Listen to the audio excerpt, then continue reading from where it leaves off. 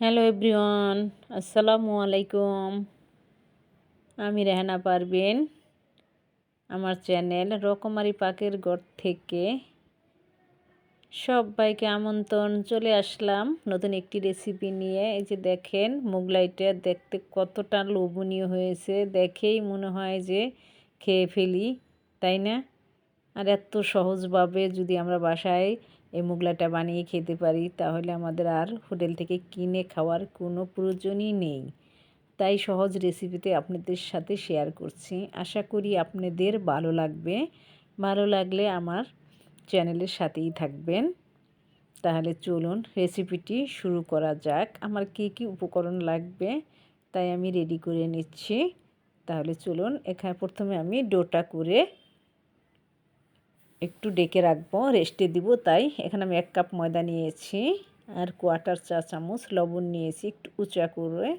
ভাজা জিনিস, তেলের জিনিসের ভিতরে একটু লবণ বেশি লাগে, তাই 1/4 চা চামচের চেয়ে একটু বেশি দিবেন। আমরা যেহেতু এমনি নর্মালি একটু মিষ্টি বা যে কোনো মাখানোর জিনিসের ভিতরে, ডো করার জিনিসের মধ্যে 1/4 চা চামচ দিয়ে থাকি, শুধু তেলে ভাজার জিনিসের ভিতর একটু বেশি দিয়ে থাকি। আর এখানে দিয়ে দিলাম আমি 1 টেবিল চামচের মতো তেল, দিয়ে হাত দিয়ে একটু ম্যাশ করে নিব। এই যে হাত দিয়ে এইভাবে একটু ডলে ডলে ম্যাশ করে নিব ক্রিস্পি হওয়ার জন্য। এই যে দেখেন এইভাবে। আর নর্মাল পানি দিয়ে এটাকে একটা আমরা যেভাবে রুটি বানাই ওরকম একটা ডো করে নিব। এই যে তারপর আমি আবার আরেকটু তেল দিলাম। সব মিলিয়ে আমার 2 টেবিল চামচের মতো তেল লেগেছে 1 কাপের ভিতরে। এই যে দেখেন, তারপর নর্মাল পানি দিয়ে সবটা একটা ডো বানিয়ে নিতে হবে। খুব সহজভাবে কিন্তু আমি রেসিপিটি আপনাদের সাথে শেয়ার করলাম, যাতে আপনারা সহজভাবে ঘরে বানিয়ে খেতে পারেন বা বিকেলে নাস্তা হিসাবে বাচ্চাদের নিয়ে খাবেন, ইনশাল্লাহ ভালো লাগবে। তারপরে যে ডোটা হওয়ার পর আমি আবার একটু তেল নিয়ে উপরে দিয়ে ডেকে রাখলাম 10 মিনিটের জন্য। এদিকে আমি ভিতরের পুরটা রেডি করে নিব। মোগলার ভিতরে যেটা পুর দিব, আমি কি নিয়েছি 1 টেবিল চামচের মতো ধনে পাতা, পেঁয়াজ কুচি বড় একটা, আর একটু পরিমাণ মতো লবণ দিয়ে একটু হাত দিয়ে কুচলিয়ে নিয়েছি। তারপর কারণ ওইটা এমনি চামচ দিয়ে কিন্তু হতো না, কোনো কোনো জিনিস আছে আমাদের হাত দিয়েই করতে হয়। তাই আমরা তো জানি যে খাবারের জিনিস করার আগে আমরা পরিষ্কার করে হাতটা ধুয়ে নেই। তারপর ডিমটা ভেঙে দিয়ে চামচের সাথে ফেটে নিলাম আর দিয়ে দিলাম 1/4 চা চামচ জিরা গুঁড়া দিয়ে ওইটাকে আমি সাইডে রেখে এই যে ডোটা নিয়ে নিচ্ছি হাতে। যে দেখেন, ডোটা কিন্তু একদম নরম তুলতুলে হয়ে গিয়েছে। তারপর আমি পুরা ডোটাই কিন্তু নিয়ে বড় একটা রুটি বানাবো পাতলা করে। এই যে বেলে নিচ্ছি। এই যে দেখেন, পুরা বড় একটা রুটি বেলে নিলাম। নেওয়ার পরে আমি এই যে ডিমের মিশ্রণটা ঢেলে দিব এইভাবে। খুব সহজভাবে আপনারা এইভাবে করে নেবেন। এই যে চামচ দিয়ে তারপর রুটিটার উপর ছড়িয়ে দিচ্ছি।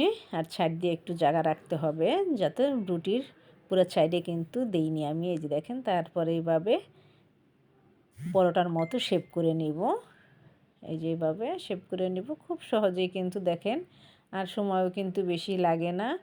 এই যে একদম চারকোনা পরোটা যে আমরা বানাই ওরকম শেপ করে নিচ্ছি। আর আমি দেখি প্যানে কিন্তু তেল দিয়ে আসছি চুলায়। তারপর এই যেখানে একটু চেপে চেপে লাগিয়ে দিতে হবে, যাতে তেলের ভিতর দিলে ছুটে না যায়।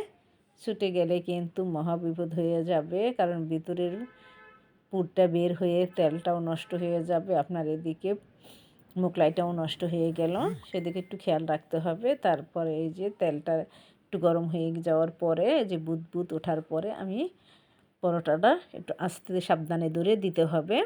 এবার আমি বেজে নেব উল্টিয়ে পাল্টিয়ে নিজের পছন্দ মতো। দেখছেন, বাস হয়ে গেল। খুব সহজেই আমাদের মোগলাই পরোটা বাসায় আমরা এত মজার পরোটা বানিয়ে খেলে আমাদের দোকান থেকে কেনার কোনো প্রয়োজনই মনে করি না। আর আশা করি দোকানের চেয়ে অনেক অনেক গুণ বেশি মজার হবে।